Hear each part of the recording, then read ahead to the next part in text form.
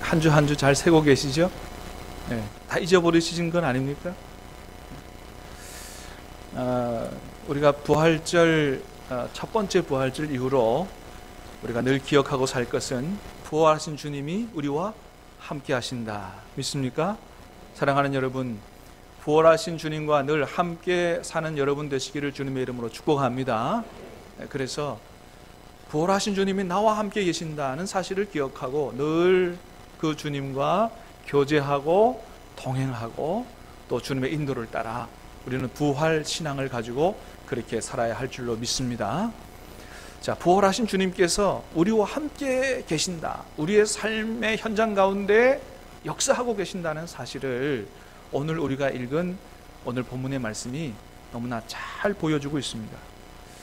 우리가 복음서 말씀을 통해 잘 아는 것처럼 주님께서 장사된 이제 죽은 자 가운데서 3일 만에 부활하시고 나서 곧바로 하늘로 승천해 가지 않으시고 제자들의 삶의 현장으로 다 찾아가 만나 주셨어요. 다 찾아가서. 자, 오늘 본문에서 부활하신 주님이 제자들 찾아가서 만난 게 세 번째 일이다, 이렇게 오늘 본문에 말씀해 주고 있습니다. 자, 첫 번째 만남은 어디에 나오냐 하면 바로 앞장에 요한복음 20장 11절부터 나오는데, 첫 번째 부활하신 주님께서 제자들을 만나 주신 것은 부활하신 날이에요. 제자들은 예수님이 부활하신 것도 모르고 두려운 마음으로 한 곳에 모여가지고 문 걸어 잠그고 벌벌벌벌 떨고 있는데, 그날 저녁에, 부활하신 날 저녁에 주님께서 그들 가운데 찾아가셔서 그들을 만나 주셨어요. 그리고 평안하라, 이렇게 말씀해 주신 것을 우리가 보게 됩니다.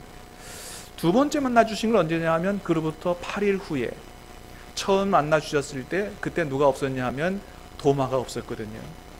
8일 이후에 첫 번째 가셨을 때 못 만난 그 도마 한 사람 만나 주시기 위해서 다시 제자들 찾아가셔서 만나 주시는 것이 두 번째 만남이요, 오늘 본문에서 주님께서 제자들을 만나 주시는 것이 세 번째인데, 오늘 본문에서 주님이 제자들을 만나신 때는 예수님이 제자들에게 뭐라 그러셨냐면 내가 갈릴리에 가서 너희와 만나겠다, 그렇게 말씀하셨어요. 그래서 제자들이 갈릴리로, 고향으로 다 돌아온 그때에 이제 만나 주시는데, 갈릴리에 가서 내가 너희를 만나자 그랬으면 갈릴리로 돌아온 제자들이 어떻게 해야 됩니까?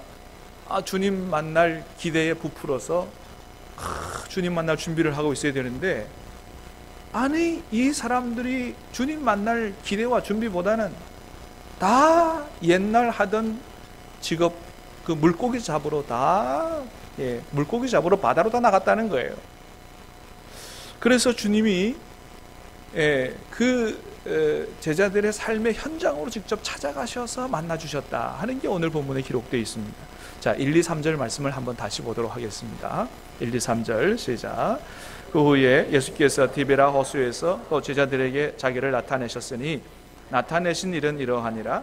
시몬 베드로와 디두모라 하는 도마와 갈릴리 가나 사람 나다나엘과 세베대의 아들들과 또 다른 제자 둘이 함께 있더니, 시몬 베드로가 나는 물고기 잡으러 가노라 하니 그들이 우리도 함께 가겠다 하고 나가서 배에 올랐으나 그날 밤에 아무것도 잡지 못하였더니. 아멘.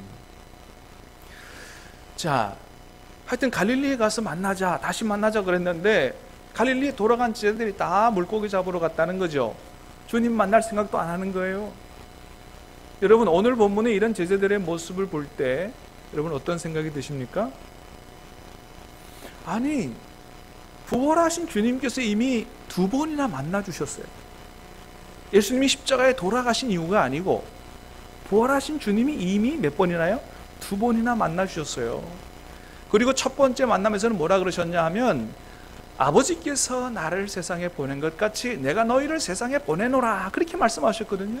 그렇게 세상으로 파송까지 해주셨는데, 그런데 이 제자들이 부활하신 예수님 안 만났으면 모르지만은 두 번씩이나 만나고 파송까지 받은 제자들이 사명을 받아들고 이제 나가서 내가 남은 인생을 주님을 위해 살아야 되겠다, 그렇게 사는 것이 아니라 오히려 옛날 직업으로 다 돌아가가지고 물고기 잡으러 갔다는 거예요.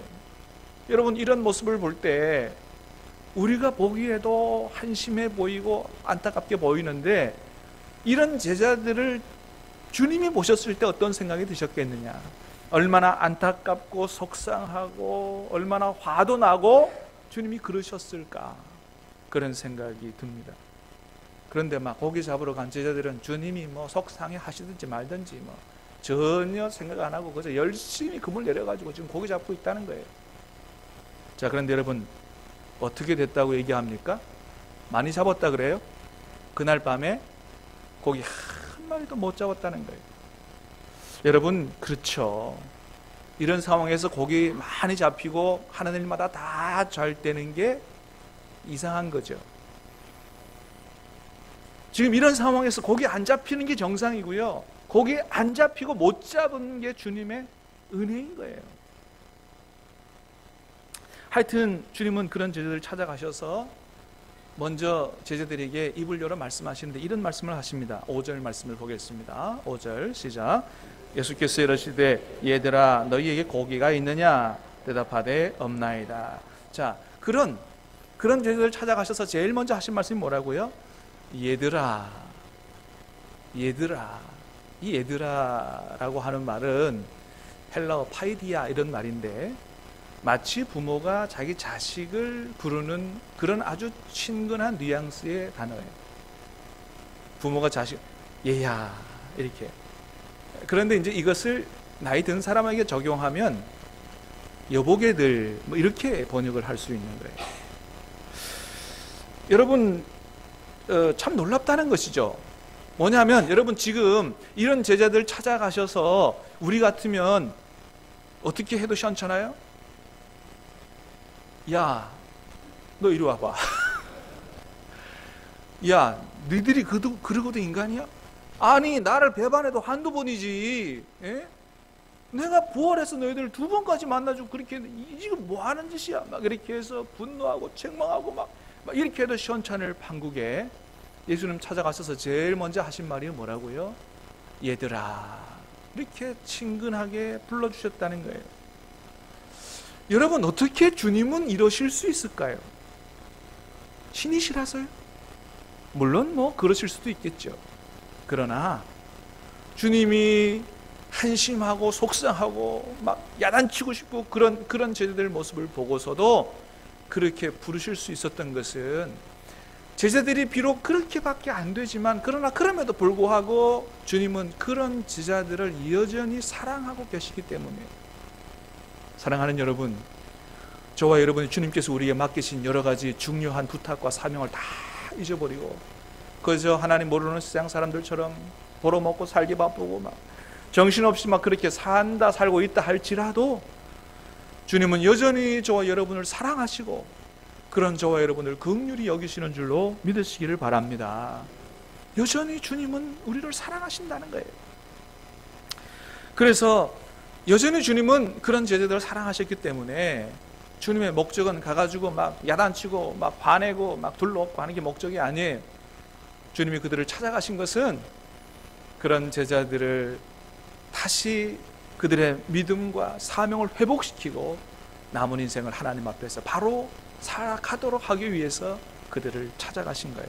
그래서 분노나 책망보다는 다른 방법을 쓰셔서 그들의 믿음과 사명을 회복시키는 걸 볼 수 있습니다. 어떤 방법을 쓰셨느냐? 첫 번째는 제자들의 사업장이 소위 말해서 대박이 나도록 축복하시는 걸 보게 됩니다. 자, 6절 말씀을 보겠습니다. 6절 시작. 이르시되 그물을 배 오른편에 던지라. 그리하면 잡으리라 하시니 이에 던졌더니 물고기가 많아 그물을 들 수 없더라. 아멘. 자, 그런 제자들 찾아가셔서 주님께서 베푸신 첫 번째 은혜가 뭐라고요? 예, 고기를 많이 잡게 해주셨다는 거예요. 너무 많이 잡혀서 그물을 들 수 없을 정도로 고기가 많이 잡히도록, 요즘 말로 하면 뭐에 대박이 난 거예요?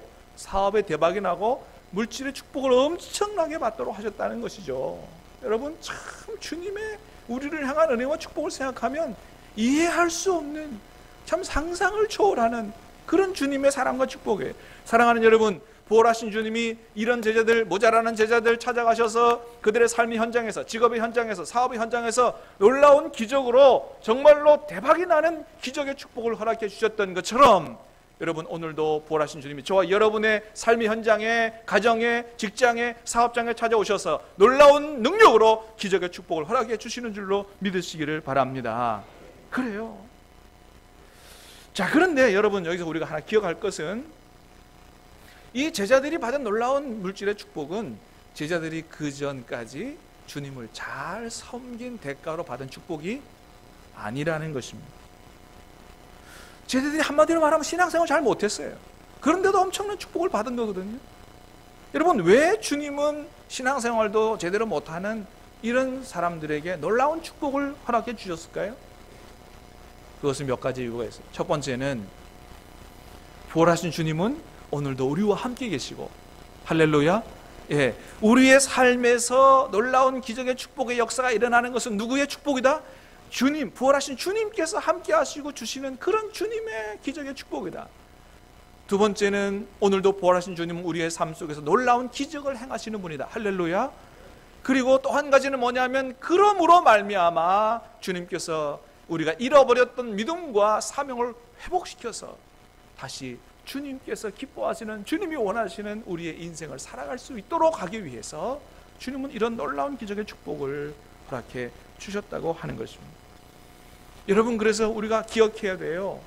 여러분, 우리가 오늘 우리의 삶의 현장에서 일어나는 놀라운 축복의 역사들이, 그것이 물질의 축복이든지 자녀의 축복이든지 건강의 축복이든지, 우리가 다 주님을 잘 섬겨서만 얻는 축복은 아니라는 거예요. 비록 여전히 내가 죄짓고 기도하지 않고 주님을 잘 섬기지 않아도 주님께서 우리의 삶의 현장에 찾아오셔서 그런 놀라운 기적의 축복을 허락해 주시기를 원하신다. 사랑하는 여러분, 이 주님을 기대하고 사시기를 주님의 이름으로 축복합니다. 자, 그런데 그 이유가 뭐라고요? 우리가 잘못해도 그런 축복을 해주시는 이유는, 궁극적으로는 우리에게 믿음과 사명을 회복시켜서 주님께서 원하시는 삶을 살도록 하기 위해서 그런 축복을 허락해 주시는 것이다. 우리는 이 주님의 축복의 역사를, 목적을 바로 깨달아 알아야 한다는 것입니다. 자, 그런데 더 놀라운 건 뭐냐 하면, 야단을 쳐도 시원찮을 제자들에게 물질의 축복을 넘어서서 맛있는 아침 식사까지 차려주시더라 라고 하는 거예요. 9절 말씀을 보겠습니다. 9절 시작. 육지에 올라보니 숯불이 있는데 그 위에 생선이 놓였고 떡도 있더라. 아멘. 자, 주님이 맛있는 아침 식사까지 차려주시더라. 여러분, 그렇잖아요. 지금 밤새도록 고기 잡았는데 한 마리도 못 잡았어요. 제자들이 배가 얼마나 고팠을까요? 주님은 그걸 잘 아시죠. 그래서 일단은 뭐예요? 먼저 아침 식사를 잘 준비해서 배고픈 제자들에게 먹여주셨다라고 하는 거예요. 여러분, 뭘 보여주는 겁니까? 주님은 지금 제자들에게 가장 시급하게 필요한 것이 뭔지 아신다는 거예요. 사랑하는 여러분, 주님이 지금 저와 여러분에게 필요한 가장 시급한 것이 무엇인지를 잘 아시는 줄로 믿으시기를 바랍니다. 그것을 채워주시는 분이라는 거예요.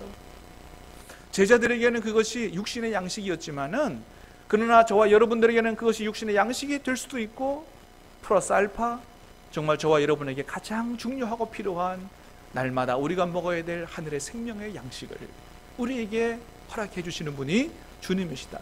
그래서 부활하신 주님, 우리의 삶에 함께 계시는 주님은 우리에게 필요한 영육의 필요를 넘치게 채워주시는 분이 바로 우리 주님이시다라고 하는 거예요. 사랑하는 여러분, 간절히 바라기는 이 부활하신 주님, 저와 여러분의 삶에 함께 계시는 줄을 믿고 이 주님을 바라보고 이 주님께 기도하며 주님과 교제하며 주님 말씀에 순종의 삶으로 말미암아 날마다 우리의 필요를 영육으로 채우시는 주님의 풍성한 은혜를 누리고 살게 되기를 다시 한번 주님의 이름으로 축복합니다. 자, 그런데 아까도 말씀드렸지만 우리 기독교는 거기서 끝나는 종교가 아니라고 하는 거죠. 그냥 복 받는 걸로 끝난다고 한다면 세상의 다른 종교와 별로 다를 바가 없다는 것이죠. 자, 주님은 그저 우리가 복받아서 잘 먹고 잘 사는 그런 삶으로 인생 마치기를 원하시는 것이 아니고 그보다 더 훨씬 더 가치 있는 인생을 살기를 원하시는데, 그래서 우리에게 뭘 주시냐면 사명을 허락해 주신다고 하는 거예요. 15절 말씀을 보겠습니다. 15절입니다. 시작. 그들이 조반 먹은 후에 예수께서 시몬 베드로에게 이르시되 요한의 아들 시몬아 내가 이 사람들보다 나를 더 사랑하느냐 하시니 이르되 주님 그러하나이다. 내가 주님을 사랑하는 줄 주님께서 아시나이다. 이르시되 내 어린 양을 먹이라 하시고. 아멘. 자, 15절 처음에 그렇게 했습니다. 그들이 조반 먹은 후에. 그래요. 주님께서 먼저는 제자들의 삶에 필요한 것들을 다 채우시고 난 이후에 그 다음에 이제 본론으로 들어가시는 거예요. 그러니까 하나님께서 우리에게 필요한 것들을 다 채우실 때 그것이 본론이요 결론이 아니에요. 그거는 서론이라는 거예요. 그 다음에 주님께서 이제 본론으로 들어가시는데, 그런데 다른 제자는 안 부르시고 유독 베드로만 불러서 말씀하시는 걸 보게 됩니다. 베드로만 불러서 뭐라고 말씀하시냐 하면 요한의 아들 시몬아 내가 이 사람들보다 나를 더 사랑하느냐 그렇게 물으셨어요. 자, 여러분, 베드로를 예수님께서 뭐라 부르셨다고요? 요한의 아들 시몬아 이렇게 부르셨어요. 여러분, 왜 예수님은 베드로를 베드로라고 안 부르셨을까요? 여러분, 베드로라고 하는 이름이 얼마나 좋아요. 베드로의 뜻은 뭐예요? 반석이란 뜻이에요. 이름을 누가 지어주셨어요? 예수님이. 원래의 베드로의 이름은 요한의 아들 시몬이에요. 시몬이 원래 이름이고 베드로는 예수님께서 지어준 그런 별칭이요, 애칭이거든요. 거기에 베드로의 인생을 향한 꿈과 비전이 다 담긴 주님이 지어주신 이름이에요. 그러면 주님께서 이 이름 부르셔야 되는데 이 이름 안 부르시고 요한의 아들 시몬아 원래 이름 부르셨다는 거죠. 왜 그러셨을까요? 제가 생각할 때는 그것은 아마도 주님께서 베드로의 지금 현재의 마음 상태를 다 보고 계셔서 그런 것 같아요. 베드로의 지금 마음의 상태가 어떠냐? 여러분, 이해가 안 되잖아요. 베드로가 어떤 사람이에요? 누구보다도 앞장서서 주님을 위해서 뭔가를 하겠다 그러고 주님을 위해서 목숨을 버리겠다 그러고 그렇게 한 제자가 부활하신 주님 2번 만나고 주님의 파송을 받았음에도 불구하고 그렇게 안 하고 지금 옛날에 지금 현장으로 돌아가서 물고기 잡고 있다는 게 이해가 안 되잖아요. 왜 베드로는 그랬을까? 그럴 만한 이유가 있었고 주님은 그 베드로의 마음을 잘 알고 있었다는 거죠. 뭐가 문제냐? 베드로의 마음을 사로잡고 짓누르고 있는 게 있다는 거예요. 그게 뭐냐 하면 옛날의 사건입니다. 옛날의 사건. 여러분, 베드로가 옛날에 어떤 죄를 저질렀냐 하면 계집종 앞에서 예수님을 3번이나 모른다고 저주하며 부인했던 일이 있습니다. 그게 해결되지 않는 거예요. 그게 완전히 그 죄책감이 너무 커서 베드로의 마음을 짓눌러서 베드로는 자기 자신을 지금 너무 학대하고 자학하고 있는 그런 상황이라는 거죠. 그래서 아마 베드로는 자기 자신에 대해서 그렇게 생각하고 있었는지 모르겠어요. 내가 베드로는 무슨 베드로야? 옛날에 내가 주님을 위해서 목숨을 버리겠다고 호언장담했는데 그럼에도 불구하고 계집종 앞에서 예수님을 3번이나 부인하고 저주하면서 부인했던 이런 내가 무슨 반석이고 무슨 베드로야? 난 베드로 아니야. 이렇게 자기 자신에 대해서 깊이 좌절하며 절망하고 그렇게 있었던 것으로 보입니다. 주님은 그 베드로의 심리 상태를 잘 아셨던 것 같아요. 그래서 지금 그런 상태에서 베드로야 불러봐야 분명히 반발할 게 뻔해요. 주님, 내가 무슨 베드로입니까? 주님 날 잘 아시잖아요. 내가 주님을 그렇게 부인하고 저주했던 내가 무슨 베드로입니까? 나 주님 베드로 아니에요. 나 반석 아니에요. 그거 아시고 그래, 내가 지금 네 마음을 잘 알아. 이런 마음으로 요한의 아들 시몬아 이렇게 부르신 것 같아요. 여러분, 우리도 그렇잖아요. 우리도 주일에 예배 빠지게 되지 말아야 되는 거 알고 스승잔치 기간이라서 전도 열심히 해야 되는 줄 알고 우리의 남은 인생, 우리를 구원해 주신 주님의 그 계획과 목적대로 사명 감당해서 주님 기뻐하시는 대로 살아야 되는 줄 알아요. 아는데 안 되는 거죠. 때로는 안 하는 거죠. 여러분, 왜 아는데 안 될까요? 왜 아는데 안 할까요? 하고 싶은 마음도 있어요. 근데 안 돼요. 문제가 뭐냐 말이죠. 뭐 해보니까 해보는데도 안 돼서 그렇게 패배의식에 젖어서 그럴 수도 있어요. 그러나 또 한 가지는 우리가 우리 자신에 대해서 너무 우리 자신의 무기력한 것을 보고 영적 침체 가운데로 베드로처럼 빠져드는 거죠. 그렇게 주님 뜻대로 살아야 되는데 주님 뜻대로 못 사는 나, 여전히 주일에 와서 주님 죄송합니다 용서해 주십시오 용서를 받고 또 돌아가서 또 죄짓고 사는 이런 무기력한 나를 볼 때 우리도 어느덧 베드로처럼 영적 침체 가운데 빠질 수가 있다는 것입니다. 그렇게 영적 침체 가운데로 들어가면 주님을 향한 마음을 잃어버리는 거예요. 주님과의 관계가 그냥 형식적인 관계가 되어버리는 거예요. 주님과 만나고 교제하고 신앙생활하는 영적 기쁨과 감격을 다 잃어버리고 나도 모르게 내 생각과는 다르게 나도 그저 하나님 모르는 세상 사람들처럼 세상 일에 바쁘게 돈 벌면서 먹고 사는 일에 바빠서 그냥 그렇게 살아가게 되는 것이죠. 그런데 주님은 그런 베드로를 그냥 두시지 않으시고 그의 삶의 현장에 찾아가셔서 만나주시고 그의 믿음과 사명을 다시 회복시키셔서 그로 하여금 주님께서 원하시는 삶을 살게 해주시려고 찾아가셨다는 것입니다. 그리고 주님은 베드로에게 다른 거 하나도 안 물으시고 딱 한 가지만 물으세요. 뭐라고 물으신다고요? 요한의 아들 시몬아, 내가 나를 이 사람들보다 사랑하느냐? 이거 하나만 딱 물으시는 거예요. 여기서 이 사람들보다라고 하는 이 말을, 이 헬라어 원래 투톤인데 영어로 번역한 게 these 이렇게 번역할 수 있어요. 이건 다르게도 번역할 수 있는데 이것들 이렇게도 번역할 수 있어요. 그러니까 이 말을 다르게도 해석할 수 있는데 요한의 아들 시몬아, 내가 이 사람들보다 나를 더 사랑하느냐, 이런 질문일 수도 있지만, 요한의 아들 시몬아, 네가 지금 이것들보다, 지금 네가 물고기 잡으려고 가지고 나왔던 이 그물과 이 배보다, 오늘 내가 고기 많이 잡았지?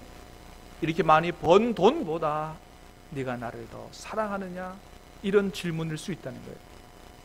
여러분, 그렇습니다. 우리가 때로 영적 침체에 빠지게 되면 주님을 향한 사랑을 잃어버리고 우리가 주님 대신 다른 거 사랑하고 살아가요.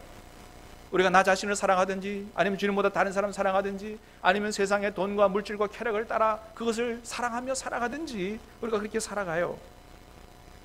근데 여러분, 중요한 것은 주님이 지금 베드로의 마음을 몰라서, 베드로가 예수님을 사랑하는 몰라서 그렇게 물으시는 게 아니라는 거예요. 여러분, 주님은 어디를 보시는 분이에요? 중심을 보시는 분이에요. 여러분, 주님은 베드로의 마음의 중심을 다 아세요.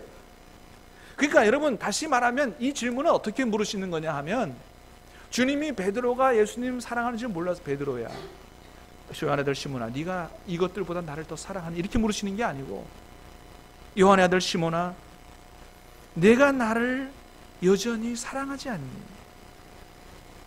네가 지금 영적 침체에 빠져서 그렇게 너 자신을 자학하고 학대하고 나는 베드로 아니야, 이렇게 해서 다 그냥 나의 맡긴 부탁이나 사명 다 뒤로 한 채 나도 모르겠다, 그냥 이렇게 살아야지, 그냥 그렇게 살아가려고 물고기 잡으러 나왔지만은, 그러나 나는 알고 있어, 네가 네 중심 마음 가운데 깊은 곳에 얼마나 나를 사랑하는지 그 마음을 알고 있어.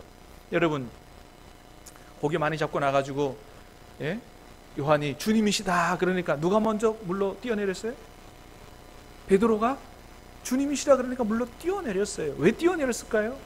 베드로 마음속에는 주님을 향한 사랑이 남아있어요. 그 남아있는데 그거보다 지금 더 크게 뭐가 짓누르고 있냐 하면, 옛날에 자신이 저질렀던 죄가 너무 크게 자신을 억누르고 있는 거예요. 그래서 예수님이 베드로야, 네가 지금 비록 이렇게 있지만은 나는 네가 나를 사랑하는 걸 알아. 네가 나를 사랑하지 않니? 라고 물으시니까 베드로가 뭐라고 대답합니까? 15절 말씀을 다시 보면 읽어보겠습니다. 시작.